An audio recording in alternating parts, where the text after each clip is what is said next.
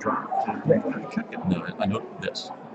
This is some drop right to the Yeah, temp. that just means it's skipping. What it is that system. What it is wireless. Can't hear. But they can't do anything about it. Yeah, but it did like drop. No, yeah. So it's good. That's fine. Okay. Thank you, man. Yeah, no problem. And I guess it's more instructions after the call about the lunches or anything. I'm gonna put something. I'm gonna make sure. Let me make sure the logistics are set up. Okay. I'm gonna talk to you before. Yeah, that's Okay. that's fine. It's like I kind of said it, but I didn't think anything. I think the way we set up is our bag lunches. They just go to pick them up and keep them. We have a list. We do have a list. I want to follow and check the logistics. We have enough. We have enough. But look, we have enough. I think I'm pretty sure. I want to double check. I want to double check to be sure. I want to double check to That'd be be sure. great. Just verify we got enough money. But it should be a problem. And I don't think we need to walk in registration. Maybe 4 or 5 6. And the parent was packed. Yeah. It was packed. And the AC was trying to work with that. But that's okay. But they said, I'm not sure. I heard some things about this. But the people upstairs, they were just, yeah.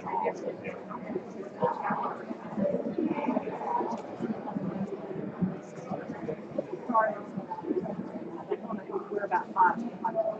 Yeah. That's okay.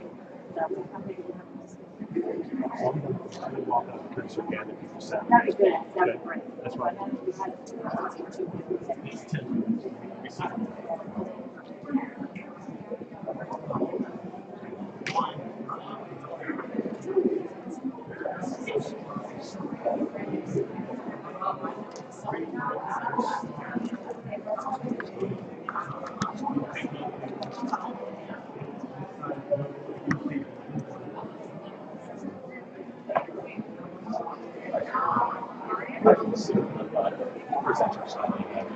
All over the place. Yeah. Okay. He's a walker. He's a walker. All right. He's walking all night. That's great. That's right.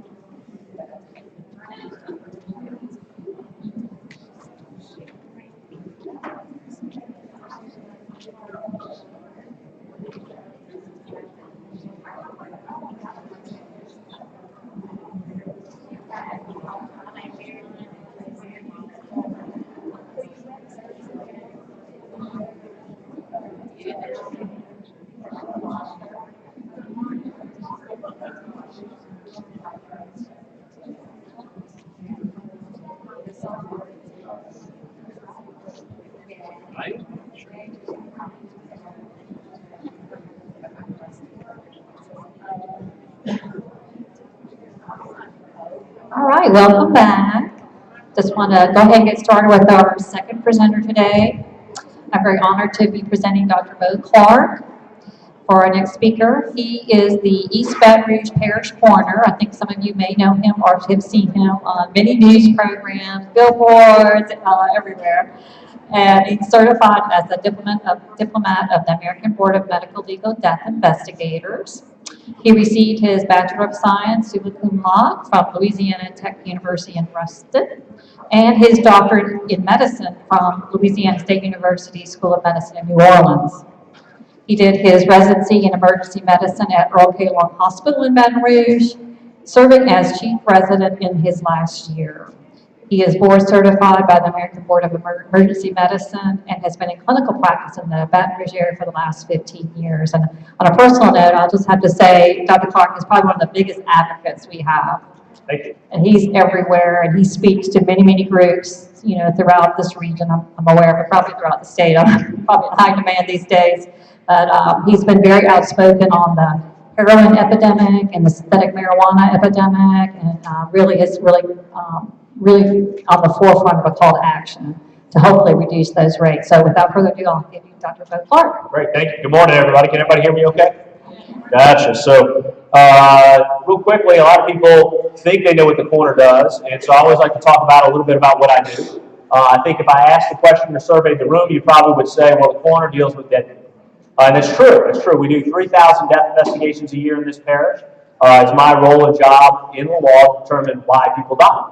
However, I have two other jurisdictions. One has to do with the involuntary committal of the mentally ill, and we do about 9,000 mental health cases a year. So 3 times as many mental health cases on live people than I do investigating death. And that oftentimes comes as a surprise to people because they say, we thought you were the guy that deals with the dead people. So the third jurisdiction has to do with the collection of forensic evidence in sexual assaults. And you think, well, why is the coroner involved in sexual assault? Well, if you think about what I do in a death investigation, I'm collecting forensic evidence. I'm doing the same thing in a sexual assault investigation. So the coroner essentially is the expert when it comes to the collection of forensic evidence. And that's why those roles and jurisdictions are mine. So everybody got to hear Chief LaDuff talk a little while ago. Great guy. He's always a good speaker. He makes people laugh, which I like too. So I'm going to tell you a funny story before we talk about something serious. The coroner, and being responsible for my mental health jurisdiction, I have an opportunity in the law to pick up anybody against their will who may be a danger to themselves or a danger to others. It's called order of protective custody. We do about 1,000 a year. But historically speaking, the order of protective custody was instituted in the early 1900s when it came to a very famous case in Louisiana history of Governor Earl K. Long. Governor Long probably suffered from bipolar disorder, and his wife Blanche had probably had enough of it one day, and she went and visited the coroner of East Baton Rouge Parish, Dr. Chester Williams, filed this order of protective custody, the same thing we do today, and had the governor picked up against his will for evaluation. At the time, they knew that the governor would not go quietly, so they convinced him that he needed to go to the state hospital in Mandeville for his evaluation. However, they didn't tell him he was going for him. They said there was a problem that he needed to address. So they kind of had a ruse. They got him over to Mandeville, and lo and behold, Earl K. was presented with a patient down in the room as opposed to the problem, and he realized very quickly that it was him that was there, and that was going to be the problem. Earl K., though, was a pretty smart guy, and so he realized at that moment that this was a state hospital, therefore the director of the hospital was a state employee, an employee of Earl K. Long. So you can imagine at that moment what he did next was he fired the guy, okay? He replaced him with somebody who was friendly to Earl K. Long, and within a matter of hours, Earl K. was set free back in the governor's mansion, up to his old habits of depression and mania. Now, this went on for another 2 weeks. Blanche got frustrated again, and at this point, she went back to Dr. Williams and said, look, we tried it last time, it didn't work, what do you suggest this time? And Dr. Williams said, I tell you what, I got a plan, it's going to work. So Dr. Williams went and called a psychiatrist colleague of his that was at the psychiatric hospital in Galveston, Texas.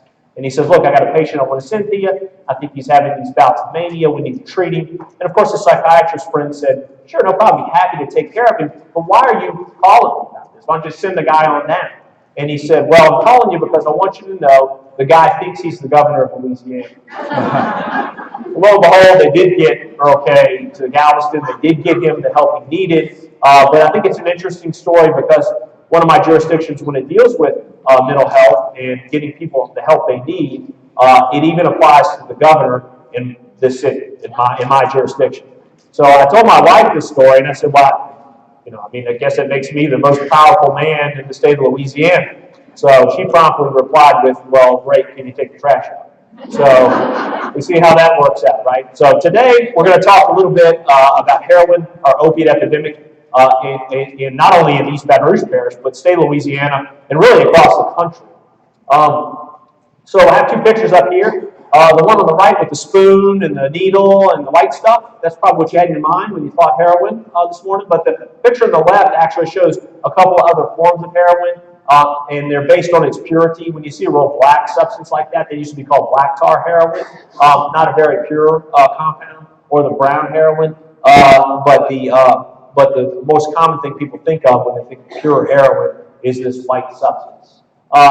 So what is heroin? Heroin is an opiate painkiller, okay? It's part of the family that exists with morphine and hydrocodone and all these things that we've heard about.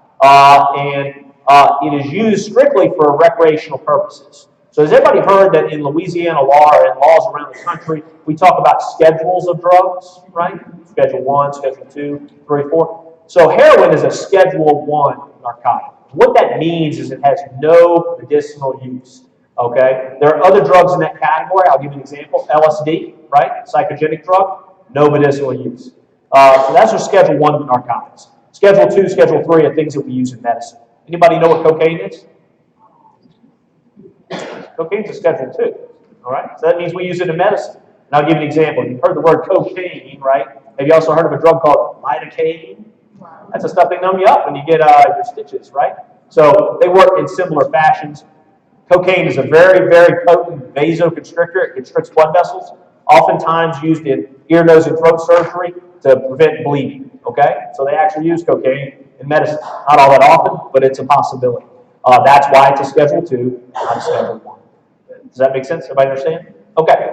So heroin is a Schedule 1. It has absolutely no use medicinally. It is strictly used recreationally, and it's used for its euphoric effect. Okay.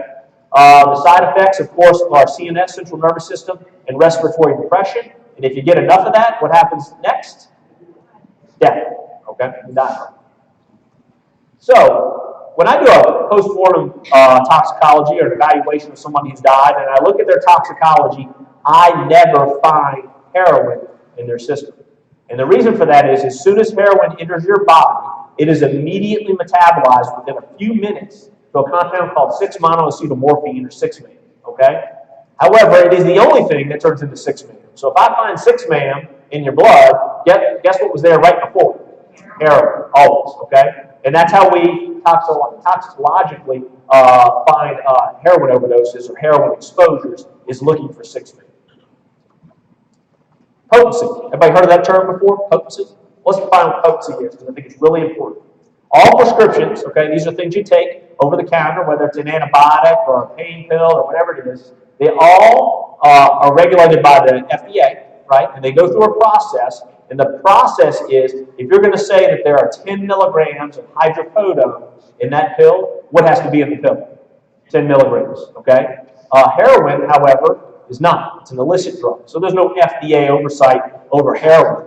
And that creates a problem because its strength or potency can be quite variable. We have no idea what's in, nobody's testing it, it just is heroin, right? It may be 0%, it might be 50%, it might be 100%, no idea.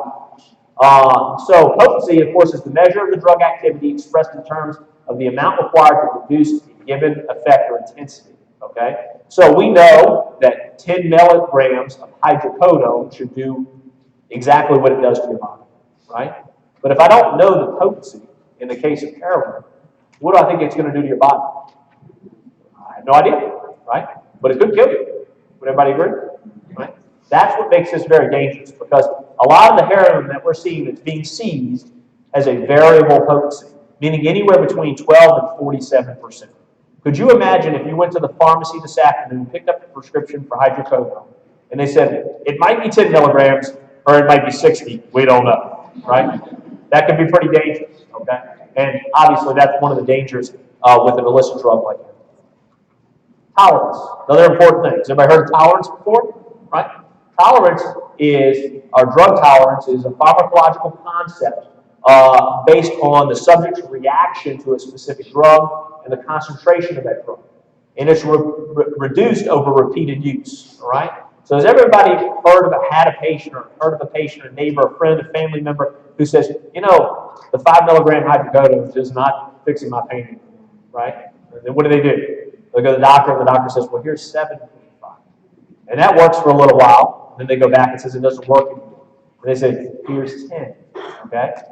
That is tolerance, okay? There are two types of users. You have a chronic user and a naive user, okay? Real simply, the naive user has never had it before. If you've never taken any kind of opiate before, right? But I want to give you the 10 milligram or the 5 milligram. You probably want to start on the low end, right? Because if I go overshoot, what's going to happen? You're going to sleep for the next week, okay? So that's a naive user. But you also have chronic users, and chronic users are the ones that have tolerance, okay? But there's a third category. The third category is the chronic user who's entered rehab, okay? They've gotten clean off the opiate, and their system has reset. Now what are they? They're a naive user, okay? And that's very important because a lot of times we see overdoses in people that get right out of rehab. They've gone back to zero, right? And that's the importance of tolerance. Tolerance can be reset if you stop using the drug or are not no longer exposed to it. So here's the situation. It's a gamble. It really is. Okay, and that's why we got the craps table up there, because you have no idea when you roll the dice what you're going to get. All right, you might get a drug that's low potency. When it comes to heroin, you might get a drug that's high potency. Right? You might be tolerant. You might not be tolerant. Okay, so all of this, because of this big formula and this big gambling thing that we're talking about, can lead to death. And that's what scares me about our heroin issue in the state. So instant death is often seen in the naive user. We've seen people who have never used heroin before, right? College students, something like that. They try it for the first time, and they die immediately as a result of it, okay? We've also seen people have been chronic opiate users, whether they were chronic heroin users or chronic opiate prescription users, and what they've done is gone to rehab.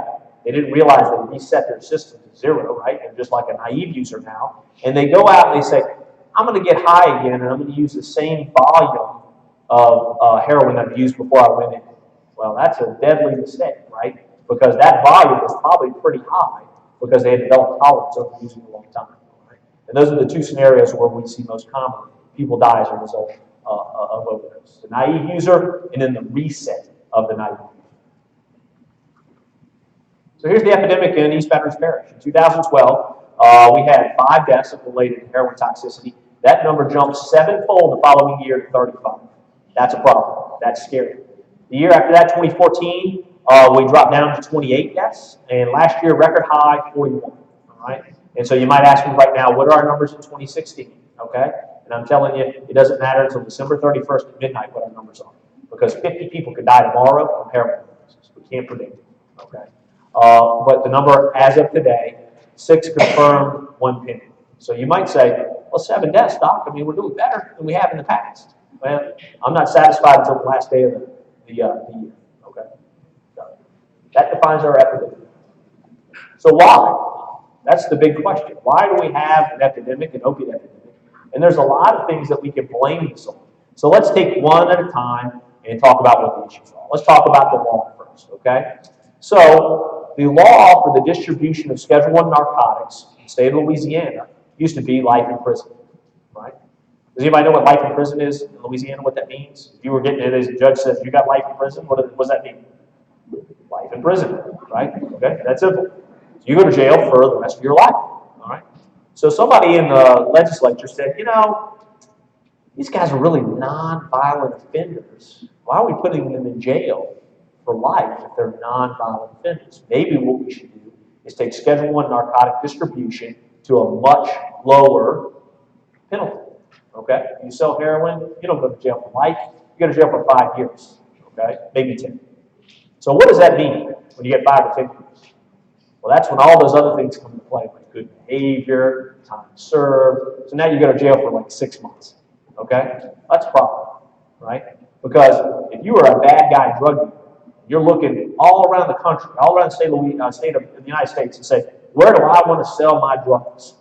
Well, I want to sell my drugs where if I get caught, I don't go to jail for the rest of my life. I go to jail for a couple of years, right? That would make sense if you're that kind of person, right? So that's problem number one. Problem number two, Louisiana Board of Pharmacy in 2010, along with other boards of pharmacies around the United States, started creating a database. We call ours the Prescription Monitoring Program. What this does is, myself as a clinician, when you come to see me in the emergency room, we have a conversation, and you tell me about your back pain, and I may not know anything about your back pain, or maybe I don't believe you, I have the opportunity to go look in this database. This database will show me how many times you've had a prescription for opiates, narcotics, written in the last couple of days, last month, last year. And if I notice that you've been to 5 emergency departments in the last 4 days and got 30 opiate prescriptions in each one, you think I'm going to give you an opiate prescription? Not at all. Because what does that look like to me? It looks like doctor shopping. Everybody's heard that term before? Doctor shopping. Okay? So I'm not going to prescribe those medicines. When this went into place and when this was implemented in the state of Louisiana, obviously there were a lot of prescriptions before it. There were a lot of prescriptions being written. There were a lot of opiate prescription pills that were floating around on the street to be sold. And because of that, they were readily available for people who had addiction problems. When this went into place, and me and other doctors stopped writing prescriptions for doctor shopping, guess what happened to all those pills in the street? They're not there anymore, right? Because they don't exist, we're not writing them. And when they went away, guess what? You still have people that are addicted to opiates. What do they start doing? Looking for other opiates, right? And lo and behold, what do we say about problem number one? The bad guy heroin dealer, there he is. He's waiting over there behind the tree with his heroin in a state that has very minimal laws if he gets caught. And the opiate addict or the user no longer can get their pill, they can get their heroin. And that's why they turn. That's the problem. Okay. Well, unfortunately, that's not the only one. We have more to the problem. So what is more to the problem? All right. We're talking about the pain scale. Everybody heard of the pain scale? Anybody been to the doctor recently? Hey, how are you doing? What brings you in today? What's your pain? Right? 1 to 10, smiley face, frowny face. They got all this stuff. Does anybody know where the pain scale came from? The pharmacy companies. The same people that made OxyContin brought you the pain scale. Right? Okay? What they did is they said, we undertreat pain in the United States. Therefore, we need to make it the 5th vital sign. Okay? So what are the vital signs? Let's talk about those, right? Blood pressure, temperature, respiratory rate, pulse rate, and now the 5th vital sign, the pain scale. So let's separate them. The first 4 that I gave you, how were they measured? Scientifically, right? I got a thermometer, blood pressure cuff, count your pulse, count your respirations. How is the pain scale measured? Is there a device I use? You put your finger in it, it tells me that you're a 10? No, it's completely subjective, right? So we hope that the patient would tell the truth, but how many times would the patient, if they want a pain pill, right, what would you say? It's an 11, right? That's what they said, right? While they text from their phone, right? The text on the 11, okay? So the pain scale obviously becomes the 5th vital sign. Here's the problem. It gets mandated as a 5th vital sign, right? So when you go to the doctor, the hospital, the emergency department right now, people are dying. I mean, how many people ask you what your pain is? I mean, it's like the lady that checks you in asks you what your pain scale is, and then the triage nurse does, and then the doctor does, and then the next nurse does, and at discharge they ask you again. I mean, it's incredible the number. They take your temperature once, right? But they ask your pain scale 15 times. Okay, and you start thinking, well, why is that? Well, they ask you your subjective pain scale 15 times because the Joint Commission, right? That's the federal government people that come to these hospitals. They come in and they say, we're going to tie patient satisfaction and the pain scale to reimbursement. All right. So check this out. This is the government, right? The government says, not only do I have to ask you what your pain scale is, but then we're going to send the patient a satisfaction survey, like you went to a hotel and asked how fluffy your pillow was and if you get a chocolate mint. Okay? But they're really talking about your health care, which really should just be between you and your doctor, right? How was your health care? Did the doctor, did we do something right? Is it okay? It's not a satisfaction scenario at all. So they tied all that, and then they said, if you don't address the pain, right? Okay, based on the pain scale, which we already agreed was made up, and you don't get good patient satisfaction, then we're not going to pay for that patient to come for a visit. So they don't pay for the visit. So what do you think the healthcare provider, doctor, nurse, practitioner, whatever it is, does? Well, I want to know what your pain scale is. I have to by law, right? I'm going to address it. Oh, it's a 10 out of 10? Well, here's 60 Lortab. We're going to fix that 10 out of 10, right? so I can get paid for the visit. Well, is that good medicine? It's terrible medicine. It's terrible. It doesn't make any sense. Medicine should be between the patient and the physician and their decisions. That would be like saying, well, you have cancer, and I'm going to mandate that you have chemotherapy, right? Don't you think as a patient you should say, yeah, I really just don't want that, right? I don't want radiation, right? You should have a choice, okay? The same thing should be here when we're talking about pain. So this whole scenario leads to overprescription. There's not patient satisfaction. It leads to overprescription, as opposed to allowing the conversation to occur between doctor and patient. All right. So we have three reasons for the why. Right. The first reason are laws that make bad guys want to come. Second reason, prescription monitoring program dries up all the available prescriptions on the street. Right. That were there because we overprescribed in the beginning. Now the irony of all this, and this is the crazy part. Here's the irony. So the federal government was the ones that said we need to address pain, use the pain scale, have patient satisfaction, and tie it to reimbursement. Now what do they say? As of about a couple of months ago, you guys are prescribing way too much opioids. Same people told us to do it, right?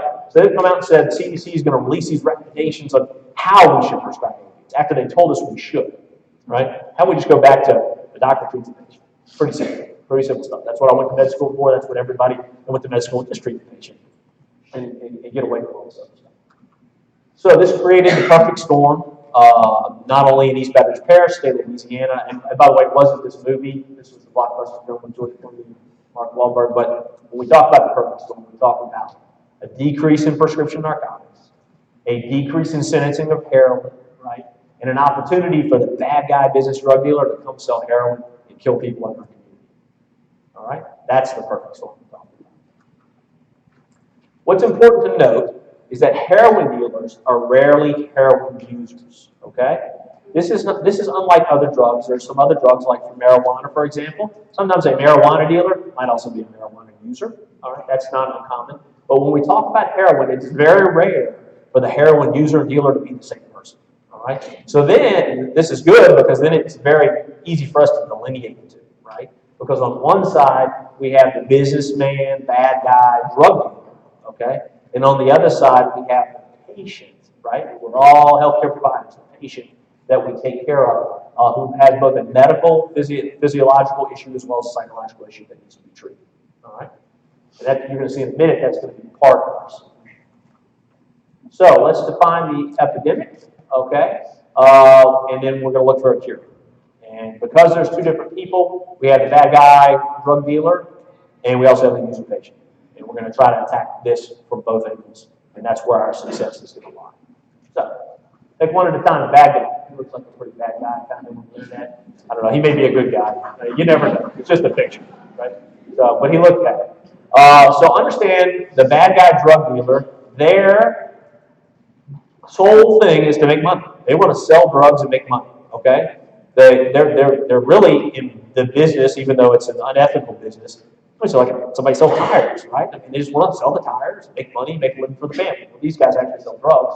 They sell a product that's in high demand, right? So now, because of all these things in the law, all these people that are addicted to opiates because we gave them too many, and they can no longer get them because of the prescription monitoring program. So, well, look, that's pretty high demand. Okay, so I'm going to go to Louisiana.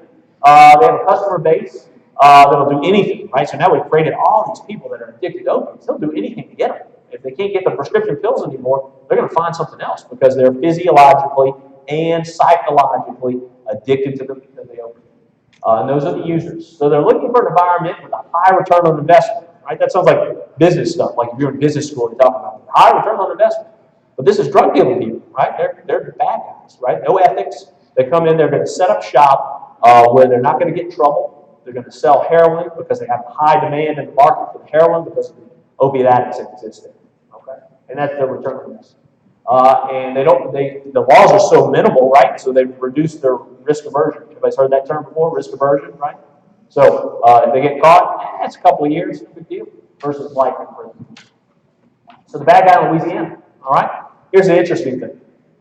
The bad guys that are making heroin in Louisiana now, guess what they used to sell? Cocaine. They were the cocaine crack dealers, okay? Now, understand this. They are not PhD chemists, okay? These are guys that have a stove in their house, and they used to make cocaine and crack on it, that now they said, well, that doesn't make as much money as making heroin, so we're just going to put some different ingredients in the heroin product, okay? And that's what they've converted to. Now, they don't know what they're doing. They're kind of making it up as they go, and that makes it very difficult because what is all this based on? It's based on how much money they do. They're all looking at it from how lucrative it is financially to sell this drug. They're really not sure about their business model, and the reason we know that is because the potency is so variable, right? If you were smart about your business, what would you want? You'd want to have your potency right at that little level where you get all your customers high, and they keep coming back for more, right? Well, what happens when you give them a little bit too much? They die. That's one less customer. You don't want your customers to die, right? So we know there's a bad business model here because the potency is all over the place, okay? Fortunately for them, we have so many people addicted to heroin that they almost have an endless supply of customers. So if they kill people, they don't care. They'll find somebody else to fill the spot. If they get caught, jail time's minimal. Okay, so they don't really worry too much about that. And of course, they're getting creative. And what I mean by they're getting creative is if I ask you right now to close your eyes and think about what a heroin dealer looks like, okay, right? Probably something you've seen in a movie or on television. You're going to think of an emaciated, hectic, dirty person living behind the Circle K, right? You have all those thoughts in your mind. Uses a needle, injects, and all that. Guess what? The heroin dealer, the heroin user of today, it's like everybody in this room. The desks we work, college students, affluent people, people who are poor, people who live in big houses, people who die in a car, that's all they have is a car. It could be anybody, soccer mom, you name it, okay? And it's all a result of people initially started out being addicted to pills, and now they've had to turn to heroin because it's all that exists. It's all that's left. But they get that. The other way they're getting creative is, how many people in this room think you could give yourself a shot? If I drew up some medicine up here in a needle, you think you could jab it into you? They're pretty brave to do that, right? I mean, that takes, you got 1, 2, like kind of thing, right? It's tough to do, okay? But what if I took heroin and I made it into a pill? How many people in here can swallow that? We all can. We've all done that before, right? So they get creative and they press heroin into a pill. Okay, it doesn't have the same effect because it goes through your GI tract, but it's still heroin. It's still in your system, and so it's easier to sell to you because it's easier now for you to take if you're addicted to it. All right. You can also smoke it too, right? Which is a little bit more tolerable than injecting something in your vein. So that's another way we got through other forms of distribution. So, the patient. So, interestingly enough, in almost every case that I've investigated the death of a patient, their heroin overdose began with an addiction to prescription opiates.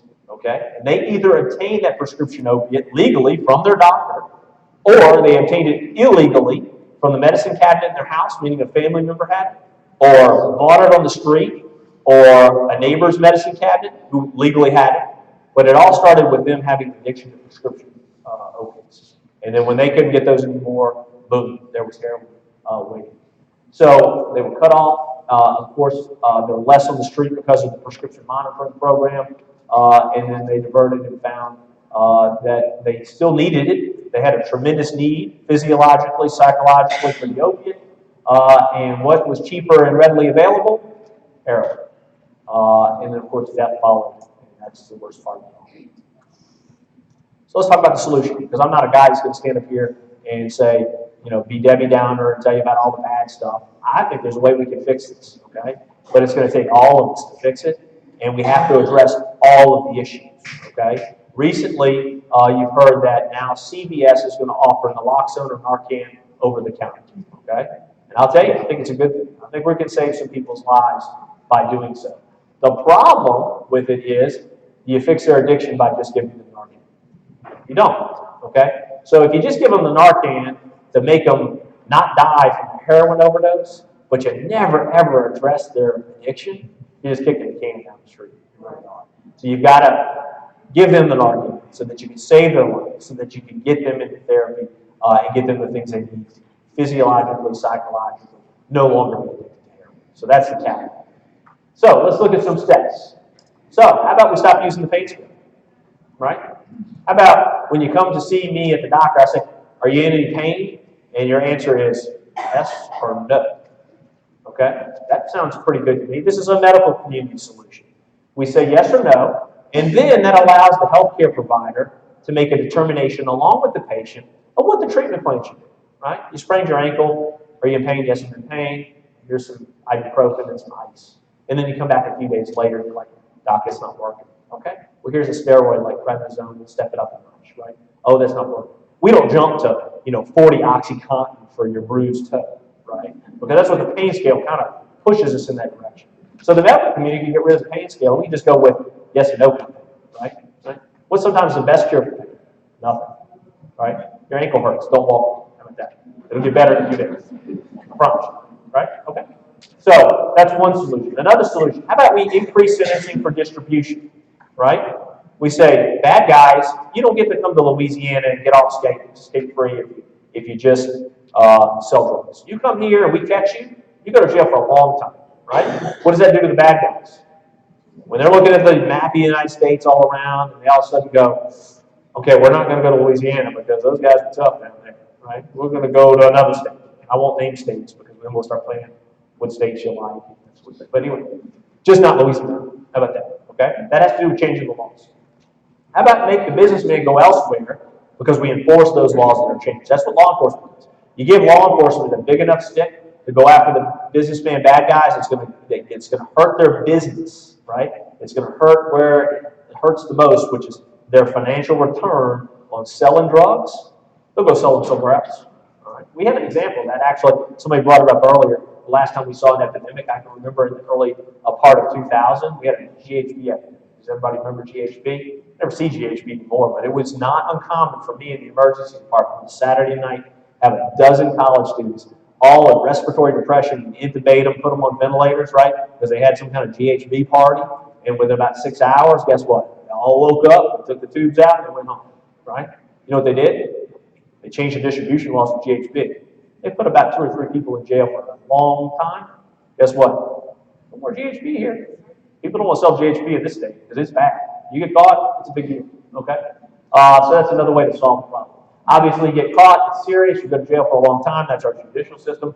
And then, of course, people always want to argue with me. They may even argue with you when you're having this discussion. Oh, but heroin dealers are nonviolent offenders. That's how we got here in the first place with the low laws, right? Remember when I said that? Nonviolent offenders. Check it out. Answer it with this slide. I beg to differ. Okay? You didn't get shot or stabbed, but you still died. Okay? So here's the statistic you can take home. I am 100% positive that if you do not use heroin, it will not kill you. Right? 100%. I have no question in my mind whatsoever. Okay? So, if you do use it, it's going to be a gamble. I'm not really sure what's going to happen. Okay? But I think it is a violent offense. Right? I've got stacks of autopsy and toxicological reports on individuals who died because somebody sold them this stuff. Right? That sounds just as violent as anything that involves a gun.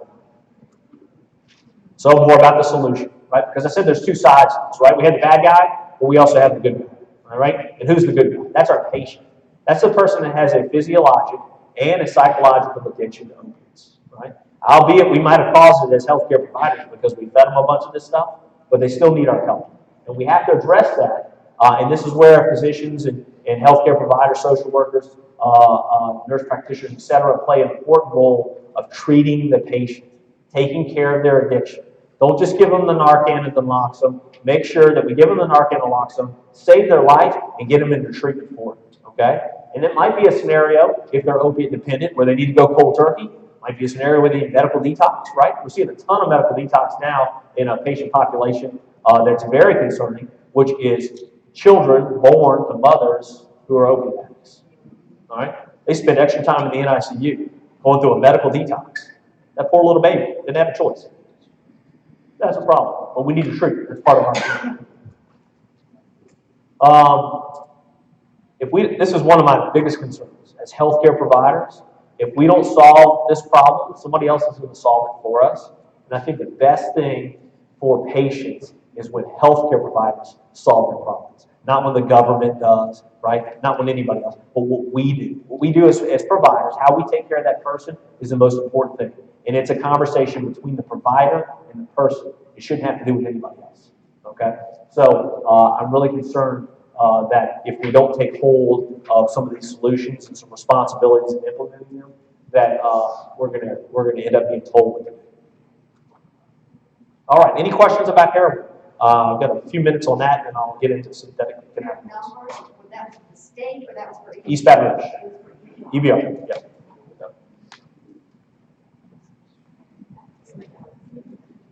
So Dilaudid is heroin, is that right? No, Dilaudid is opiate. So it's morphine, Dilaudid, fentanyl, hydrocodone, oxycodone, OxyContin, and heroin. Those are all kind of the opiate family. So I work with the VA, and I think you probably know my coworker well, with the suicide prevention team. And we've been tracking veterans that call the crisis line when there's like a big drug bust, especially of heroin. And the crisis calls just automatically go up within, say, 2 weeks. We also find that our doctors are trying to get them off the opioids. And again, we see another increase in calls. And they're all saying, well, you know, my doctor won't give me my drug anymore, so I'm just going to go get off the street, or I'm going to kill myself. So there's a, you know, it's really difficult because I think doctors are trying to get them off of it, but they're so against doing that the user goes to the streets and get their Sure. So it's a team effort, right? Okay. You got to cure the problem on the street, so that they can't go to the street. You get the drugs there. The healthcare provider has to cure the problem in the patient room. Okay. And then certainly remember it's physiological and psychological, right? Okay. It affects two parts. There's a neurochemical piece to all of this, right? So that's where therapy and other things play a role. Now you can detox from heroin. You can detox from any opiate, and it makes you feel horrible. You probably wish you were dead. But for the most part, the detox will not kill you. There's really two drugs that are detoxes are dangerous from a gonna kill you standpoint, and that's benzodiazepines and alcohol. Okay. Outside of that, most everything you can detox from and survive the detox. Although heroin, from what I understand, makes you wish you were dead. Detoxing. So, but definitely an effort of all of us. Anybody else?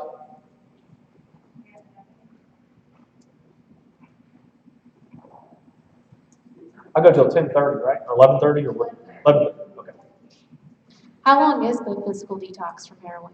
It depends, of course. So it's multifactorial. It's going to depend on the user, right? How long they have used for, and then certainly to what level they've used. You know, obviously we talk about tolerance and how high up that chain they went.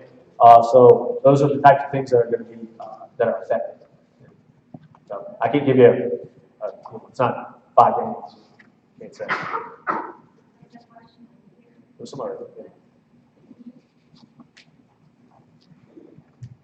I'm not sure if I may be thinking of the wrong substance, but I've heard of where sometimes the patients or the users will get together and they'll do those things together.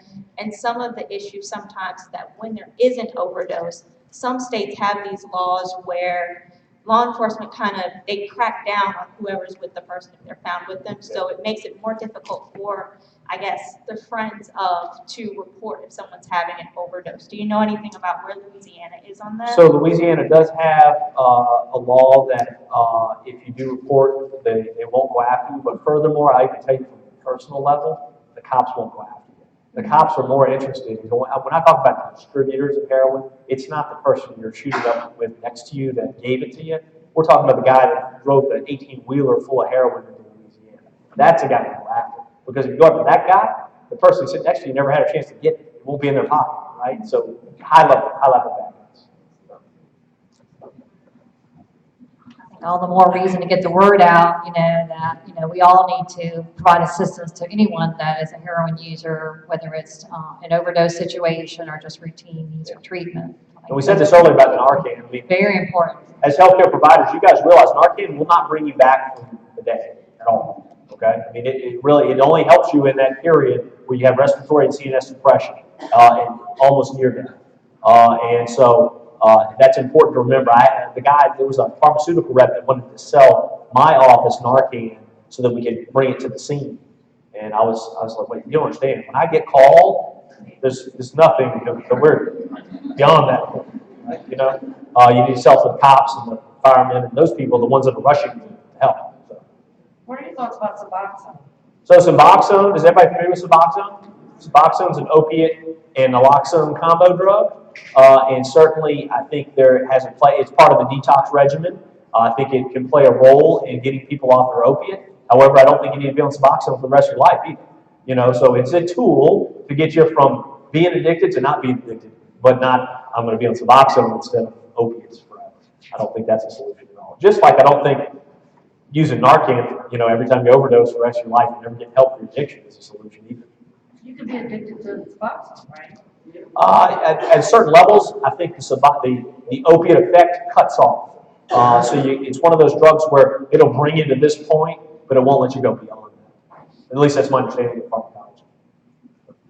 Anybody else? All right, synthetic cannabinoids. That's the second part of the discussion. This is a little bit shorter, but has everybody heard of synthetic cannabinoids, synthetic marijuana, synthetic THC, Mojo, Scooby Snacks, all these funny names for this stuff? Okay. Does anybody know where it came from? Interesting story. Here's the history. So it was created in a lab.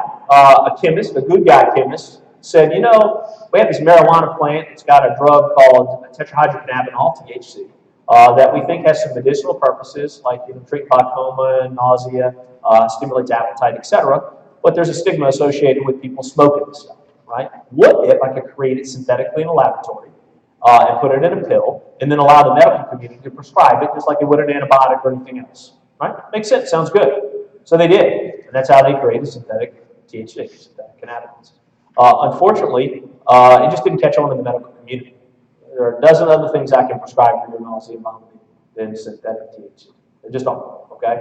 But lo and behold, waiting in the bushes, of course, was the bad guy chemist. Not the good guy chemist, but the bad guy chemist. The bad guy chemist came along and says, oh, we got this stuff that's called synthetic THC, synthetic marijuana. What if we chemically alter it just slightly, okay? It's no longer the same thing it was originally, which means it's not prescription necessary, right? It can just be sold freely on the street, but we'll still call it synthetic marijuana. We won't tell anybody we changed it a little bit. And we'll sell it to people and tell them it's like marijuana.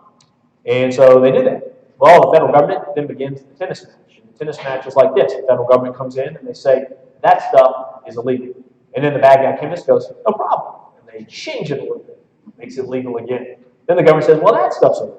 Then the bad guy chemist goes back, changes it a little more. And this goes back and forth. Legal, illegal, illegal, legal, so forth and so on. Until we're not left with synthetic THC anymore. Now we're left with, we don't know. It's some chemical that's been changed so many times that it really is just kind of what I call poison, right? Because we have absolutely no idea what it is, what it does, what its long-term effects are. It just is what it is. And so that's where synthetic THC came from. The rest of the story is they have now marketed it to children, right?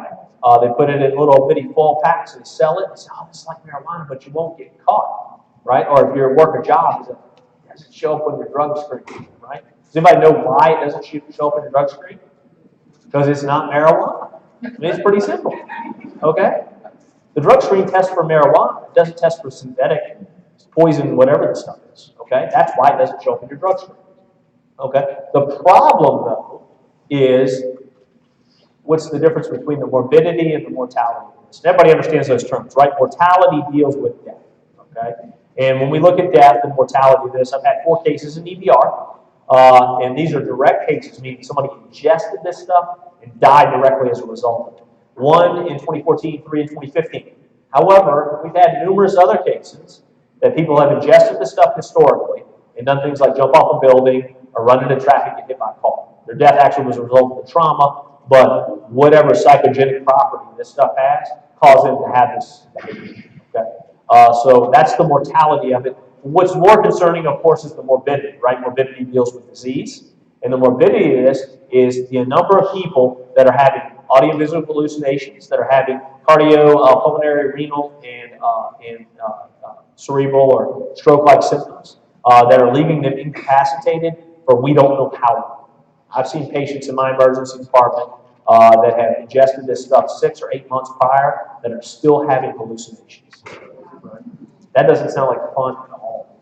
Okay, and the problem is this stuff is poison. It really is. And if we don't get the word out of what it really is, because it's not marijuana, it's not synthetic marijuana, it is this poison stuff, that's where you're going to see this morbidity continue to thrive, especially in young people, because that's who they're marketing this stuff for. Or people that get routinely drug tested at work, they market to them as well. All right, so any questions about synthetics? Got a few minutes? You all been seeing that in the classrooms? I know, this is sometimes the issue of adolescents. Have you all been seeing that? I guess I just want to get comments from folks that are actually working in the schools or maybe in other clinic settings. Are you been seeing cases where adolescents are coming into the schools or having some issues with synthetic marijuana use? Is that something that's been a problem in the schools? What have you all been seeing? Anybody?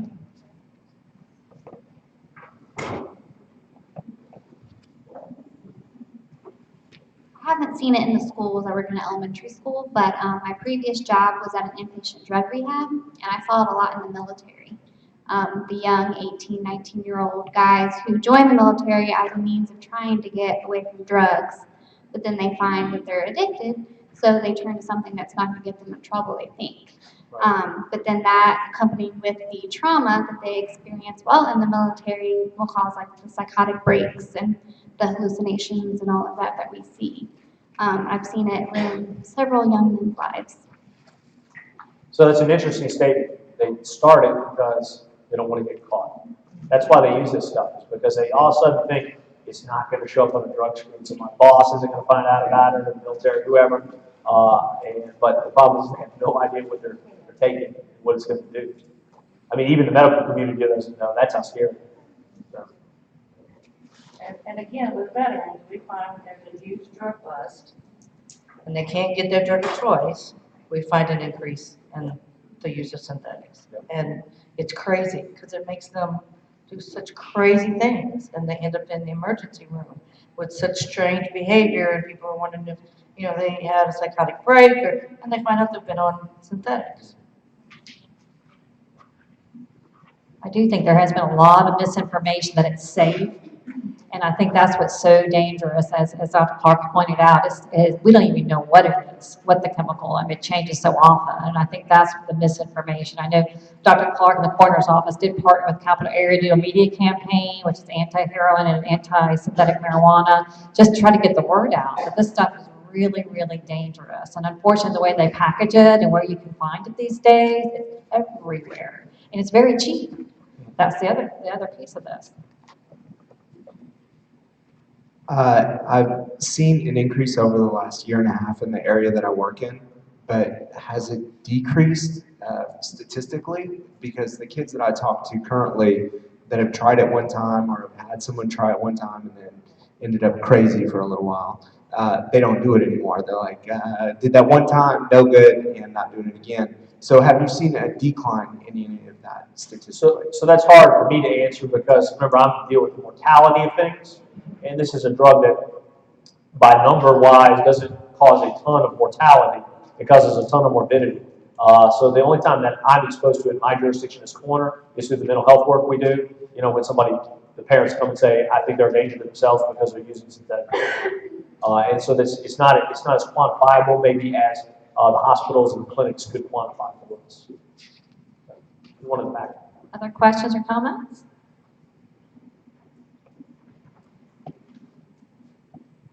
Yes, how does this new pseudo synthetic marijuana compare, since it's chemically created, compared to the psychedelic drugs they had in the 60s, like LSD?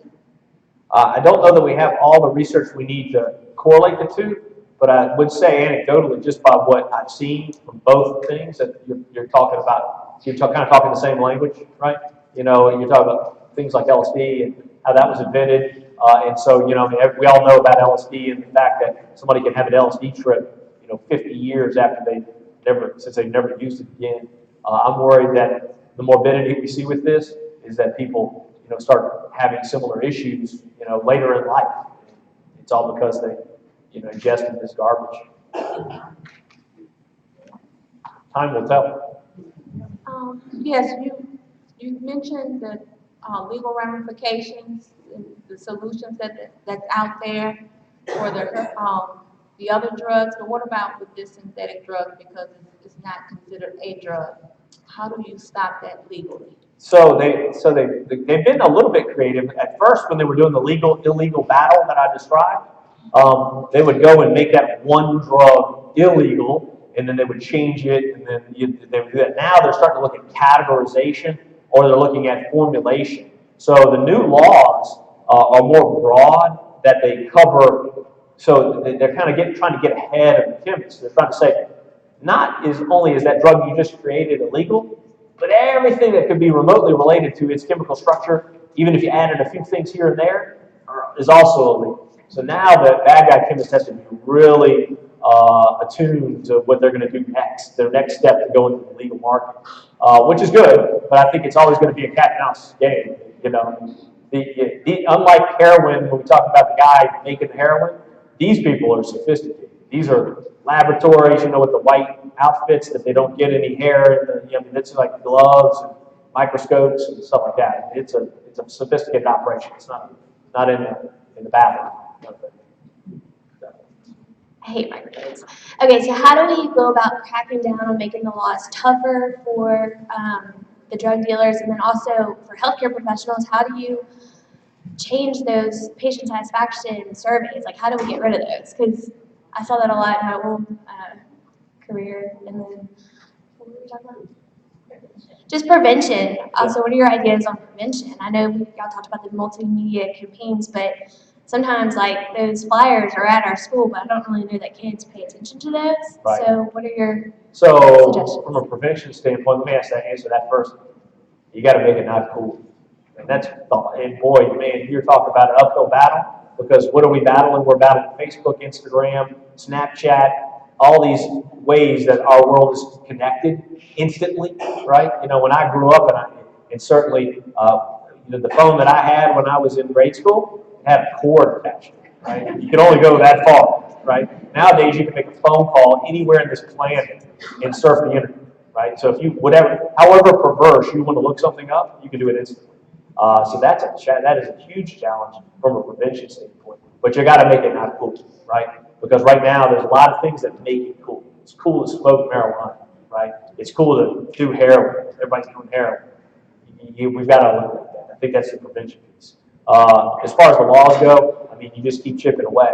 You're always going to have people that say that Schedule 1 distributors are nonviolent distributors, right? And that's when I'll roll in there with a stack of autopsy reports and say I disagree, And so we can have that debate. How do you fix the patient satisfaction pain scale? If anybody has any great ideas, but I think that's a concerted effort on the entire medical community of saying, we're just not going to do that. Sorry, because it's bad medicine, right? It'd be like all of a sudden, they're like, well, we shouldn't use antibiotics, right? Well, the government's going to tell us not to use antibiotics. What if we need to? So I think the healthcare community as a whole has got to say, it's not a fit model. So it's a subjective complaint. Does that answer your question? Yeah, just like who do you go to, I don't know. I'm trying to pick somebody at the audience.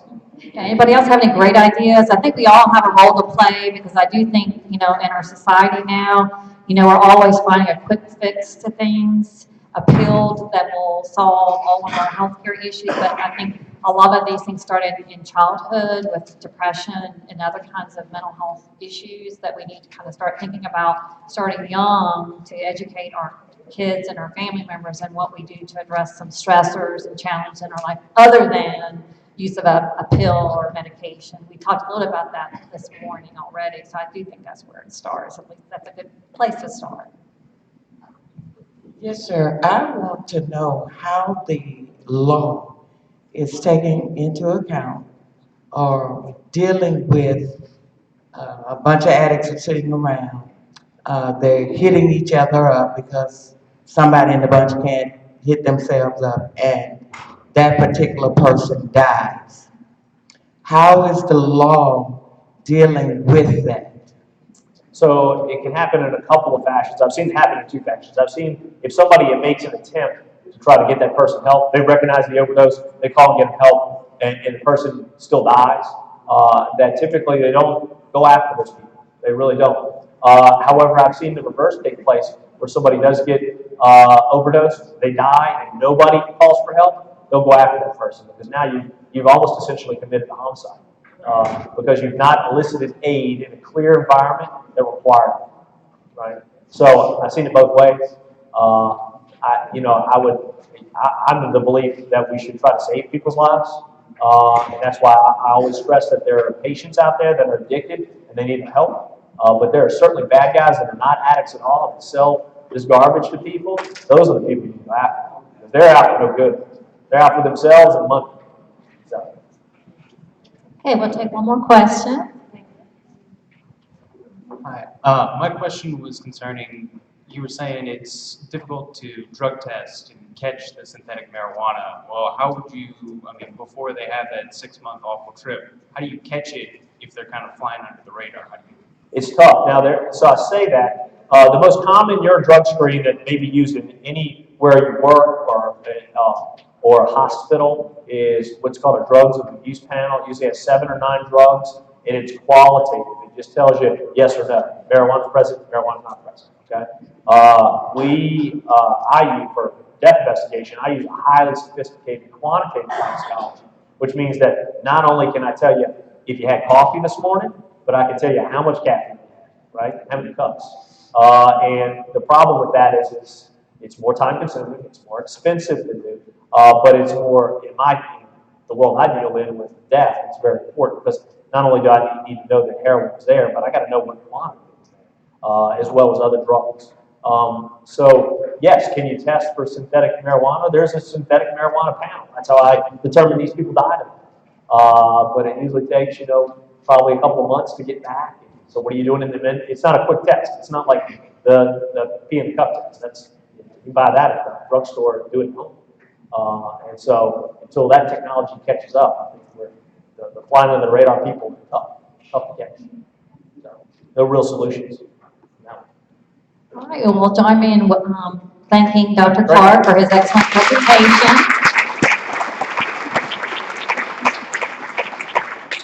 We appreciate all of his work in this area, certainly a need. We're going to go right into our last presentation from Dr. Kenny Cole. We'll go ahead and get it set up, and then we won't take a break right now. We'll just wait to take a break for your lunch at the end, and there will be box lunches that you can pick up in the foyer area. So let me go ahead and introduce Dr. Cole. Yes, it should be on the desktop. It's Dr. Cole. His name is first.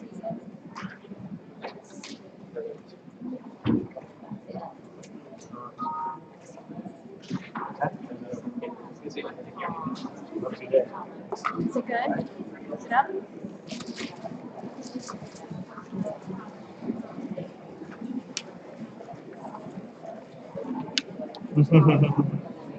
That would Doing good. How are you? There we go. So, Last day in there was the last day. I'm enjoying it. I'm involved. okay, well, we're ready to go.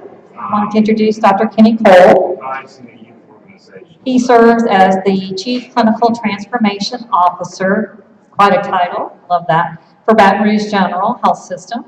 And he's also an infectious disease specialist. He has advanced degrees from Louisiana State University, Dartmouth, and executive training from Harvard School of Business.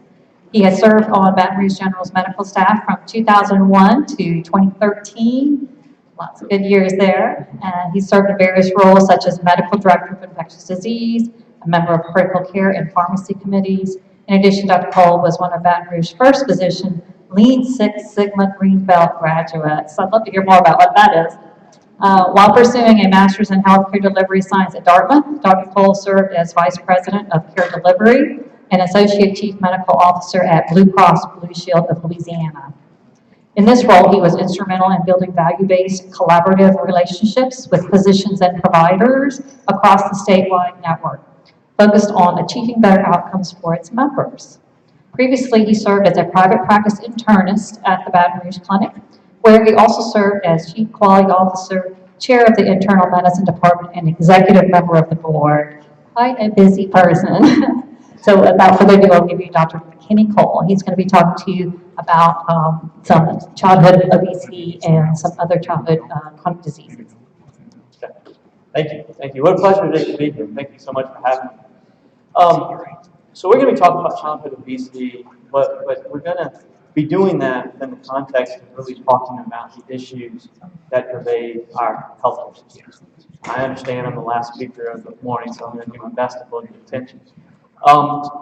And I want you to know a little bit more about me and sort of where I'm coming from, right? If you take the words, health, you conjure up these wonderful, images of, being healthy and living a healthy life. You take the word care, what deep meaning to that word, and the opportunity to care for a fellow human being. But you take the words health and care and you combine them, healthcare, and it conjures up all sorts of images of lots of dysfunction and fragmentation, and all of the issues that afflict our healthcare delivery system. And therein really lies the answer of what needs to take place as we tackle issues with chronic disease and even prevention of childhood obesity turning into the complications of obesity later in life. The other thing I want you to know about me is, all I ever wanted to be was a physician. Never in a million years did I think I would actually leave practice to stop seeing patients, which is something I held so dear. What an honor it was to do that. But I did it because, quite frankly, I feel as if my profession has failed. If you look at the definition of a profession, we can look at a couple of definitions. The late Supreme Court Justice Louis Brandeis defined what a profession was decades ago. He defines it that a profession is responsible for maintaining and improving, its work over time and passing on that knowledge to others. It should put the needs of others ahead of itself, and it should be able to self-regulate and judge its own quality. And if you look at what's happened within our healthcare system with the issues that face it, I would contend that my profession is failing. We can fix it. And that's part of what I aim to do. That's what my title is all about. Chief Clinical Transformation Officer, right? What a fancy title. That's what I want to do, is change the healthcare system. That's what transformation is, right? Transformation is a fancy word for change. And so then the next thing to ask is, okay, well, why change? Well, that should be pretty obvious, right? So if you look at where the United States ranks in the world, all right, so first off, you look at all of the countries of the world and how much they spend on healthcare, and then graph that against life expectancy. What you see is a bunch of countries clustered up where they're living, well into their 80s, at a cost of around $3,500 per person on what they spend in healthcare. Where's the United States? Well, we're way over there, right? So we live into our 70s. We rank 39th in life expectancy, I think right behind Slovenia. And yet we pay well over, this is out of date, it's no longer $8,000 per person, it's well over $9,000 per person. Far and away, we're spending way more on healthcare than any other economically developed country in the world. And what are we getting in return? We're 39th in life expectancy. Health has a much more complicated definition than just the care that we deliver, right? The determinants of health. I mean, health is really, it's the complete social, mental, physical well-being. And the determinants of health, as defined by the World Health Organization, really are more social in origin, right? So health care related to the importance of helping someone achieve health ranks 10th. Income distribution, education, job security, working conditions, early childhood development, food insecurity, housing, social inclusion, social safety network, all rank well ahead of healthcare services and importance of what it means to create health. When you then look at the richest countries in the world, so the Organization of Economically Developed Countries there, the richest countries in the world, and what they spend on the social determinants of health, the ratio of spending of social determinants compared to health care, or actually in this graph it's health care versus the social determinants of health, the outlier there is the United States. We spend way, way, way more on health care than we do on the social determinants of health. And I would contend that we're getting exactly what we have invested, in that we're getting lots and lots of health care, oftentimes not beneficial and sometimes even harmful, but we're not getting health. We're not getting what we would ideally like to be paying for. So then, the Commonwealth Fund actually did a World Health Report Card. People will talk about the United States as having the best healthcare system in the world. And when the Commonwealth Fund did the World Healthcare Report Card, the United States ranked out of the 11 richest countries in the world, dead last. 11 out of 11. Now, then I had this conversation with someone last night, and they said, well, then why do people from other countries, come to the United States for healthcare? And my answer was like, well, yeah, they'll go to like the Mayo Clinic, and the Cleveland Clinic, or Memorial Sloan Kettering. They're not coming to Baton Rouge, Louisiana, I can promise you that. The Mayo Clinic, Cleveland Clinic, and some of these other places, yeah, some of the best healthcare in the world. They do it at a fraction of the cost, too, of what people here in our state are paying for healthcare. So obviously something needs to change. I would tell you that it is really the design of the healthcare delivery system that is largely responsible for the dysfunctional and fragmented nature of our healthcare system. The Teton Dam was an earthen dam that was built in the 1970s. And it was designed with a flaw. And if you look up in the left-hand corner up there, that kind of brown line coming down, well, that's mud. Because when they initially filled the reservoir, 280 feet of water, due to a design failure, poor design, there was a leak. Within hours, this is what it looked like. The downstream damage was pretty extreme. So people died, livestock lost, thousands of homes flooded. Not only the $100 million to build the dam in the first place, but then the $300 million of damage that it caused. It was all due to design failure. The design failure of the healthcare system of the United States is leading to this flooding crisis situation where the dam is about to break. We spend $3 trillion on healthcare. By the year 2020, it's estimated to be about $4.5 trillion. We're spending, by far, it consumes, it's already 18% of our entire gross domestic product. We're going to go up to 20% by the year 2020 unless things change. It will essentially flood out all of our other spending. There won't be room for anything else other than healthcare. It's got to change. This is what we need. We need the Hoover Dam of healthcare. We need a healthcare system that is designed to keep people healthy, to keep them out of emergency rooms, to keep them free of complications of chronic disease, to emphasize prevention over the delivery of services. We need a healthcare system that is going to focus on doing what it should be doing, right? Which is keeping people healthy instead of delivering lots and lots of healthcare. Paul Batalden, one of my professors when I was up at Dartmouth, he's quoted as saying this: every system is perfectly designed to get the results it gets. The United States healthcare system is perfectly designed to get exactly what it is getting right now, which is lots of chaos, disorganization, fragmentation, poor quality, terrible results. In 2001, the Institute of Medicine put together this report. It's actually a large book. I was told originally they were going to call it Crossing the Quality Gap, but when they realized exactly how bad the quality problems were with American healthcare, they called it Crossing the Quality Chasm, as it was just more of a chasm than it was a gap. And there were 3 central conclusions to that report from the Institute of Medicine, and this was in 2001. Current care systems cannot do the job. Trying harder will not work. Changing systems of care will. And that is the transformation that is currently taking place in American healthcare. The other thing you need to know about me is I'm a Louisiana boy. So I grew up in Franklin, Louisiana. Used to call it that. I did. And so this strikes me pretty hard because this is the Dartmouth Atlas Project. What this is data on Medicare spending, how much money we are spending per person on Medicare beneficiaries throughout the entire country. If you look at the bright red region that is Louisiana, what you see is that we have of the top 10 highest spending regions in the entire country, we have 6 of them right here in Louisiana. Monroe is number 3, Alexandria 5, Lafayette 6, Shreveport 7, Baton Rouge 8, and Metairie is 10.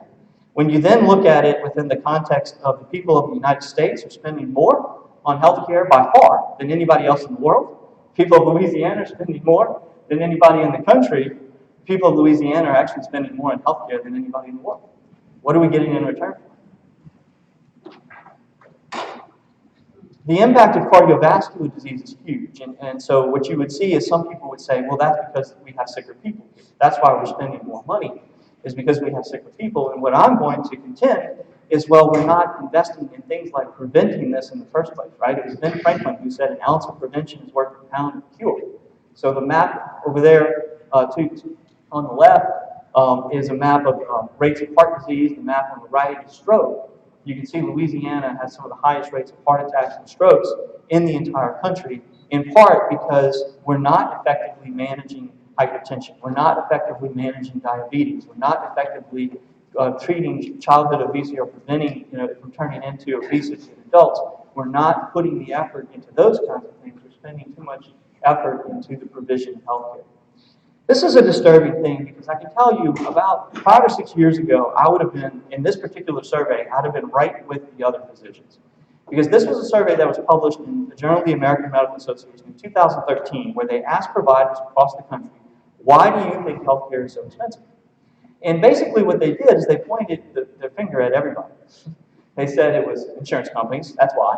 It's the insurance company's fault. It's trial lawyers, because we're practicing defensive medicine. We've got to cover ourselves from malpractice. It's the drug companies. It's their fault. It's medical device manufacturers. And heck, it's the patients themselves because, we tell the patients what to do and they don't do it. That's noncompliance. And then that's responsible for them getting sick and contributing to the cost of healthcare.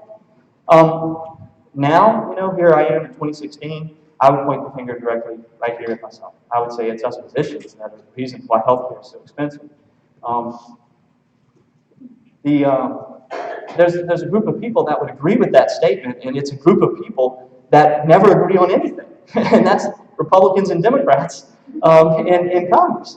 So, you can't get Republicans and Democrats to agree on anything these days except the National Bipartisan Policy Center and Congress and the Senate uniformly agree that the reason healthcare is so expensive is because of how we pay for it. It's fee-for-service reimbursement. When you pay, for every time you deliver a service, you start getting lots and lots of services.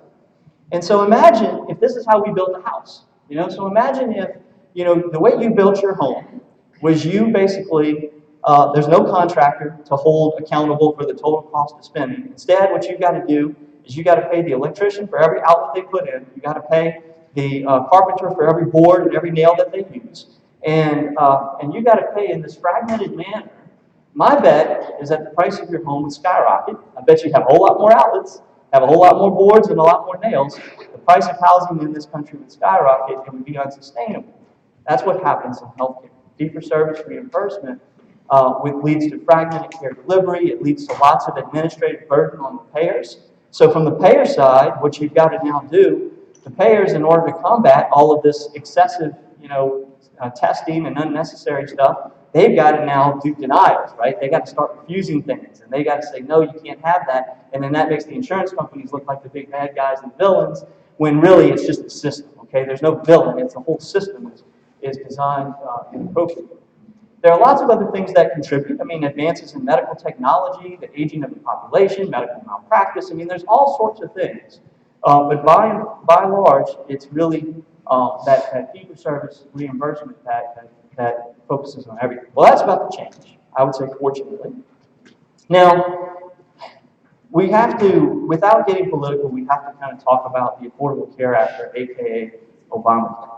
And depending upon which side of the political spectrum you reside on, it's either a good thing or it's a very bad nasty word. But let's just talk about the reality of what it is. Because Obamacare is nothing more than a three-legged stool. I mean, that's what it is. And understand when this went before Congress, there was the recognition that healthcare spending is unsustainable. We got to do something to try to control it, or otherwise we're going to bankrupt the country. So what the liberal Democrats wanted was they wanted a government-run, single-payer healthcare system. That's what they wanted. The Republicans basically said, no way, that's not going to happen. We got to compromise. How do we compromise? The insurance companies came to the table and they were like, well, we certainly want to continue to exist. So we want to remain a viable part of the country system. And so they kind of debated all of this and they came up with a three-legged stool. The three-legged stool was this. The first thing is they told the insurance companies, okay, fine. If you want to continue to exist, you've got to stop the practice of underwriting and denying people insurance. You got to cover everyone. It's called guaranteed issue. No longer do you have the right to be able to tell a person they can't buy health insurance based on the fact that they had a pre-existing condition. So the insurance companies say, okay, that's fine. No problem, we can do that, except, see, there's a caveat. If we all of a sudden have to take in all of this adverse risk, all these people that we've been denying, what's going to happen is the premiums are going to skyrocket. People aren't going to be able to afford insurance. All of the young, healthy people that are going to be paying for all of these sick people, they're going to say, I'll just take my chances. I'm going to drop insurance. They're going to drop out, and as they drop out, premiums are going to go up, and this is going to be a death spiral, and the insurance companies will cease to exist. So the only way we'll play along with this, and we'll do guaranteed issue, is if you make insurance mandatory. You have to mandate that every employer provides insurance, and you have to mandate that every individual buys insurance. That was the second leg of the stool. The third leg of the stool was this. Okay, we can do that. We can mandate that everybody buy insurance, but you see, some people are not going to be able to afford insurance. So we're going to have to subsidize them, right?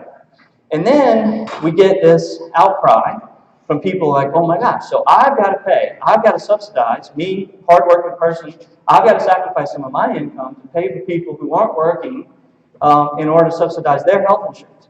Well, newsflash, you were doing that anyway, right? You were doing it anyway because, you see, we have this law here in the United States called EMTALA. And EMTALA is a law that basically says if you show up to an emergency room, that the hospital could not deny you care. So if you need to be admitted, especially if you're someone who hasn't had basic health care for many years, and you need to be admitted to the hospital has to now take care of you, and the hospital just has to eat that cost. So the hospital is not going to just eat that cost because they've got to remain financially viable. So what they're going to do is they're going to go to the commercial insurance companies, they're going to say, you need to pay me more money. You're going to need to raise your premiums on all those other people so that I can recoup the losses that I spent for all of this uncompensated care. And so your premiums go up anyway, right? So that's the reality and the complexity of sort of what our healthcare system is, and that's what essentially Obamacare is all about. The other thing that's happening, and this is a law that just got passed last year, again, overwhelming bipartisan support among both Republicans and Democrats, is that we've got to change the way we pay physicians. And we're going to move from this volume-based non-system that's transaction-driven and fragmented to a value-based system that's going to be all about outcomes and coordination of care. You can sum up all of healthcare reform in 4 words. No outcome, no income. Unless you can provide good outcomes, good value, good quality, you're just not going to get paid for it. So what's value? Value in healthcare is this. It is the quality of outcomes that matter to patients divided by the cost of delivering those outcomes. Think about this. This is not a foreign concept. Isn't this how a free market economy is supposed to work, right? Companies compete by whoever can provide the best service or the best product and do it at the lowest cost. They get more customers. And then other companies have to compete to try to deliver an even better service or a better product and see if they can do it even cheaper, and then they can get customers. They steal customers away from the other companies, and they keep doing this, and there's this competition that keeps taking place where you're trying to provide value to the people you serve. That's what's happening. The electronic medical record. Let's think about this.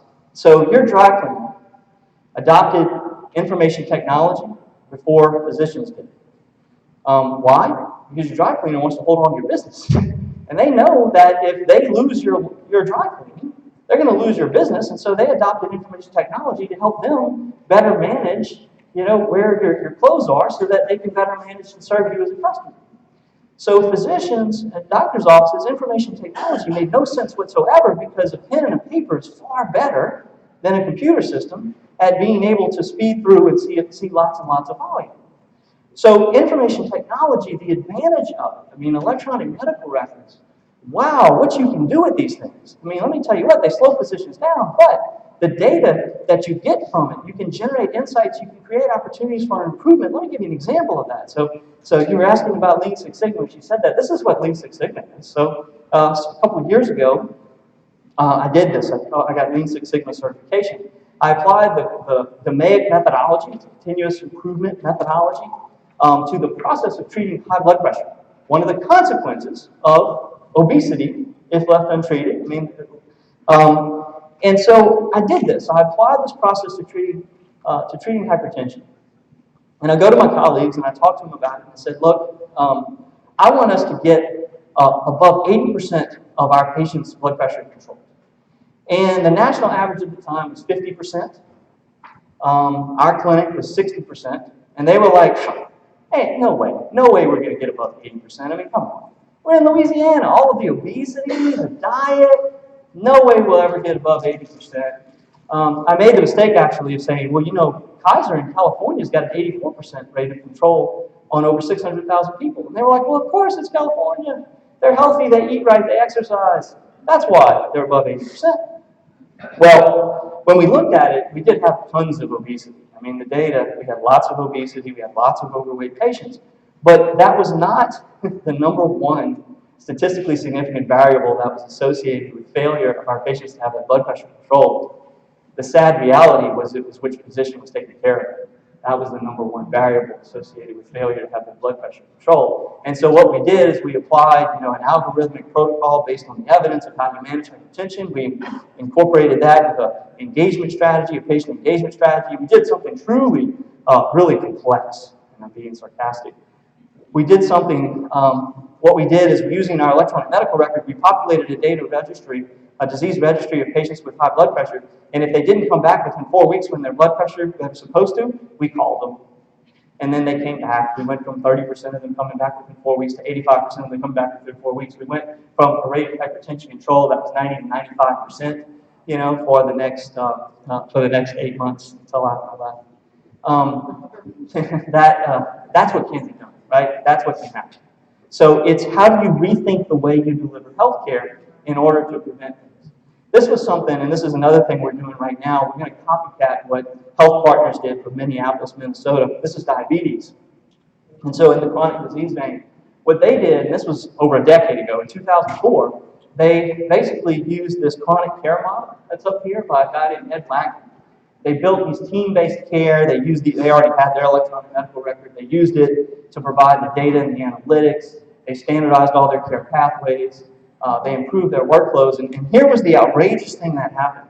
They actually kind of measured themselves. They measured themselves and held themselves accountable for their outcomes. Now, let me tell you, there were some providers who really, really resisted this, right? Because what they were telling them was this. You had to meet that diabetes optimal measure, which meant that as a diabetic, you had to have a blood pressure that was controlled, you had to have your blood sugar controlled, you had to have your cholesterol, LDL less than 100, and you had to be a non-smoker. And unless you met all of those criteria, you didn't get any credit at all. So now you can imagine there was some outcry here, right? They're like, are you kidding me? You're going to hold me? I've told this person to quit smoking 100 times. And you're going to hold me accountable for the patient not quitting smoking? And the answer was, yeah, we are. Because you see, what we're going to have is we're going to have this team-based care model. We're going to have these smoking cessation counselors. We've got these social workers and behavioral therapists embedded into the care delivery model. And we're going to do this as a team. And we're going to succeed. And when they did this, 9%, when they first started, 9% of their diabetics met those criteria. Within several years, it was 66% were meeting all of those criteria. That may not sound impressive, but let me tell you what. It's a rolled yield. 66% meant they had 90% of their patients with blood pressure controlled. 90% of their diabetics were controlled. 90% of them were non-smokers. 90% of them had their cholesterol controlled. And what did it do? They saved, just in 1 year alone, in 2011, they saved over $15.5 million just for their own health plan. And how did they do it? It was fewer amputations, it was fewer bypass surgeries, it was fewer emergency room visits, it was fewer cases of diabetic retinopathy or damage to the eyes. I mean, it was by improving patient care. So the great myth that exists in our healthcare system and has existed for far too long is that to get high quality care, you got to pay more for it. It's exactly the opposite. High quality care is less expensive than low quality. So we'll turn our attention now to childhood obesity. And this is pretty humbling data as well, because as you saw in the earlier map, we spend, the most in the country, most in the world on Medicare beneficiaries, and you can see how intense that red region was in Louisiana and Mississippi. And unfortunately for us, it's sort of the same level of intensity for childhood obesity. So we sort of lead the country. This is what's really humbling, right? Almost 50% of our children are overweight. 30% are obese. This is sort of another failure of our profession, I believe, because I can tell you that when I was in medical school, our knowledge, our training, our education on nutrition was about 2 weeks in the last month of our senior year of medical school. And let me tell you something, the last month of your senior year of medical school, you think we had senioritis in high school and college? Let me tell you what, that last month of the medical school, we weren't exactly diving into the finer points of nutritional science.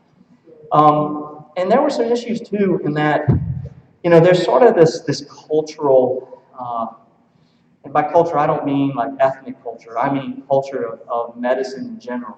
This culture of blame. If you're overweight or you're obese, well, it's your fault if you eat too much, right? We know that's not true, right? We know that basically everybody has sort of different metabolic rates. If you sort of kind of liked me at all, you're about to hate me because I can eat pretty much anything I want and I don't gain weight. Sorry, that's fine. I was blessed with that genetic metabolism. Others are not quite so fortunate, and they have to really, really intensely watch diet and commit to exercise. I do exercise, but they have to really intensely watch what they eat, and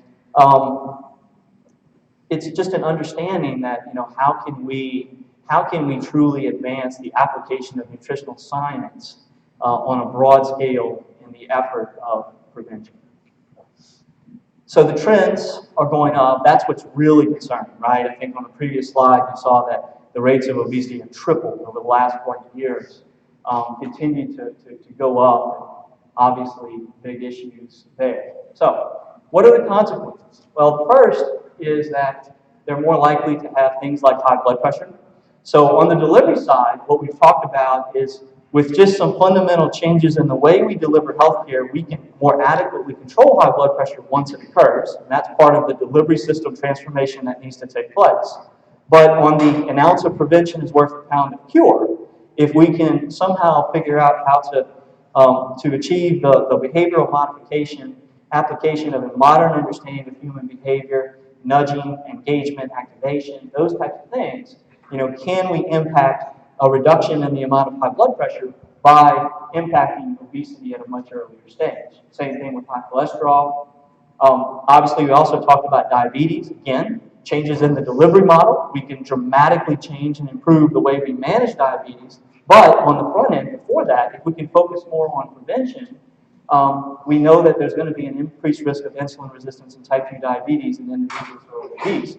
And as we see these rising trends of obesity, it puts some of the other stuff in perspective. Because if we already are spending $3 trillion on healthcare, with estimates to spend $4.5 trillion by 2020, if we don't get this under control, we really are. We either bankrupt the country or we truly will have government take over healthcare. That'll be the only option. Is because we just will not be able to financially remain stable. It can also be associated with breathing problems, things like sleep apnea, even asthma, joint problems and musculoskeletal discomfort, fatty liver disease, gallstones, acid reflux, which of course chronic acid reflux can lead to esophageal cancer. The downstream effects of this are just unbelievable. Greater risk of social and psychological problems like discrimination, poor self-esteem, which can continue well into adulthood. Obese children more likely to become obese adults, adult obesity, all of the serious health conditions that we've already talked about, including cancer. And then, of course, there's this emotional side of obesity, the social stigma of it. It's damaging to the child as a physical condition. We put a high premium on society being thin. Studies show children as young as age 6 can associate with negative stereotypes of being overweight and viewed as unlikable. Self-esteem and school failure, we know that's an issue. Translates to low self-confidence, feelings of shame, poor academic performance. They also experience things like not being chosen for athletic teams, being told that being heavy is their fault, name calling, teasing, bullying, all of those bad things. And then, this is partly where, again, back on the healthcare delivery side, the healthcare system side, the depression can actually worsen the cycle by causing like stress eating and emotional eating, right? And so right now I'm building that same model that existed at Health Partners, Minneapolis, Minnesota, that was so successful. That's being built in Baton Rouge as well. We're doing it. And so what I did as part of this model is I knew for that model to be successful is I had to have an integrated behavioral therapist into the care delivery model, right? So what we do is we do a couple of things. We do a measure, a quantitative measure of something called activation or engagement. Then if the patient is, previously what you'll hear, I've heard this a ton among physicians, is this term non-compliant. It's this paternalistic view of healthcare that the physician views their role as to give the advice to the patient. It's the patient's job to follow it, and if the patient doesn't follow it, they are non-compliant. And I've grown to despise that term, non-compliant, because I believe it's far more complicated than that. I believe that it's a two-way street. It's basically it's basically activation or lack of activation or disengagement. And so if a patient is disengaged for whatever reason, then it is the duty of the care team to try to engage them. So what we have in our model is we actually have, if the person is disengaged as measured by a tool that we use called the PAM-10 tool, then we apply motivational interviewing to the patient to try to engage them, behavioral therapeutic interventions. We also do universal behavioral health screening, so that if they're depressed, then what we do is we refer them to a behavioral therapist or a social worker, because I know that if I can't get their depression under control, there's no way I'm going to get their weight and their diabetes under control. I got to get that done first. So it's all about how you view, how we apply modern understanding of the delivery system in this vicious cycle, of depression and emotional eating. The 2015 Community Health Needs Assessment listed the top 10 health priorities for East Baton Rouge. Barriers to healthcare being one of them. Cancer, diabetes, talked about. With the obesity that our state faces, there's going to be a rising prevalence of diabetes. It's going to be very important to have a care delivery model that can manage that diabetes. Heart disease and stroke, which of course is a precursor, or the postcursor rather, to diabetes, to obesity, to high blood pressure. HIV and other sexually transmitted diseases, mental health, substance abuse, lifestyle behaviors, obesity, and then overuse of emergency rooms, which is a big issue as well. And then vulnerable populations. So this was the needs assessment for 2015. When you can't change the direction of the wind, you need to adjust your sails. We need to change the way we do things. Einstein was the one who basically was quoted his definition of insanity. The definition of insanity is doing the same thing over and over again the same way and expecting different results. And so that's what our healthcare system continues to do. We continue to do things the same way, and we're expecting it to somehow change. We've got to change the whole healthcare delivery system. So this is also an initiative that came out of the mayor's office, a very simple concept, and it's really what we'll conclude with before I take questions.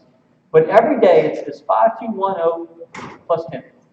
5 fruits and veggies, 2 hours or less of recreational screen time, 1 hour or more of physical activity, 0 sweetened drinks. And this has also been attempted on the policy side. This is what they've done, in the Northeast, trying to sort of ban, sugary drinks. And then 10 hours of sleep. All right? That's the 5-2-1-0-10 initiative. I would love to answer any questions or hear any comments.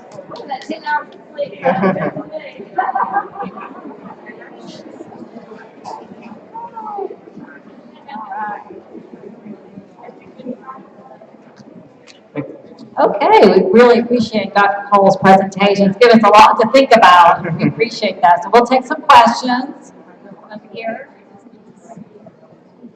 Oh, you want to start? Oh, the other slide, the 5210 Hey. plus 10. Don't forget the plus 10. Yeah. There is a campaign that I've seen that's been going out, and so hopefully you've been seeing some information about this throughout EBR and the greater Baton Rouge area. So I do think this is being publicized, but the more we can do our part to publicize it, the better. I have a quick question. Fee for service was a problem, as you listed in the slides. The solution, I wasn't totally clear, was evidence-based practice and coordinated system of care. Yep. So a couple things. I mean, fee for service, I think fee for service will always exist partially. All right, I don't think it's going to go away completely. But fee for service as applied to everything within the delivery of healthcare is going to go away. Right now, what has happened is, so it's the actuarial risk of care, which is what the insurance companies bear. All right, so insurance companies, what kind of makes no sense is, you've got because I worked for a year for an insurance company. They've got teams of care management nurses, disease management nurses. I mean, their entire focus, the insurance company, their business model is entirely contingent on the population staying healthy and staying free of complications of disease, whereas the provider's business model is entirely contingent on lots and lots of sick people. So it's two diametrically opposed business models. And so you've got insurance companies providing all of the care management, disease management type resources. My opinion is that, that's really fragmented. And I would much rather receive care management intervention from my doctor's office than from my insurance companies. Typically, and I know this, when in Blue Cross Blue Shield, which I work for, we're calling people up, and saying, look, I want to talk to you about your diabetes. The patients are like, what how do you know I have diabetes? I mean, it's like almost an invasion of privacy. And whereas if your doctor's office calls and says, hey, look, let's do this, generally that's going to be better received. But the thing is the financial risk of paying for care management is on the insurance side rather than the provider side. So what's happened is this, to answer your question, it's going to unfold in a sequence of events. The first thing was this concept of accountable care organizations. And so accountable care organizations actually was the idea of a guy named Elliot Fisher, who was one of my professors, super guy. Elliot understands that the highest spending regions in the country have some of the lowest quality, and the lowest spending regions in the country have some of the best quality. And so basically what he said was simple business model here. If the high spending regions can figure out how to improve quality and decrease cost, like the low spending regions, then whatever money that they save, whatever money they decrease, they can have a good chunk of that money. So it's called a shared savings model, where basically, so for me, when I'm designing on the healthcare provider side, I'm designing a model. If I'm effective at doing what Health Partners did, at improving diabetes, decreasing total cost of care, saving the $15.5 million in 2011, instead of all of that money just going to the insurance company, when I did all the work, I get 50 or 60% of that money. We split, share the savings of it, right? So there's now a financial incentive for me to try to design a model that creates savings. So what happens then is gradually over time, you decrease the total cost of care, and then ultimately what you're moving to is new financing mechanisms, which is going to be what macro is bringing in, and we will probably have a return of something called capitation, where providers will get a fixed sum in order to manage the health of the population, but being held accountable for quality metrics and things like that. So the financing mechanisms are in flux, but you're going to see dramatic changes over the next 5 to 10 years. Other questions? I really liked the presentation, the way you focused on the social and emotional aspects of obesity, because we know it's not just a physical health problem, it's also an emotional health problem. And I'd just be curious if there's folks here in the audience that would like to comment about that. Is that something that you're seeing? Or we know that, there's self-esteem issues, and then the whole issue with bullying of people who look different. That to me is really concerning as well. So what are your thoughts about that, and where we need to go with some of the information that you've heard today? Anybody want to venture there? Don't be shy. I do think, as in the other presentations, parent education is critical in that people are very busy. A lot of people do not cook in the same way that they used to. They go for convenience foods, which of course, you know, the high sodium and high fat and all of that sort of thing. And so many of our young people are living in unstructured, unstable environments so that they don't learn those habits in a way that make them part of their lifestyle. So I think really with early parent education, not just early childhood, we can't hope to make a difference if we don't start there. Yeah, no question about it. And so imagine this, if all of a sudden, if I'm a doctor's office, and I'm your doctor's office, I'm your primary care physician's office, now the way I get paid is entirely contingent on managing your health, keeping you healthy, keeping you, free from complications of disease.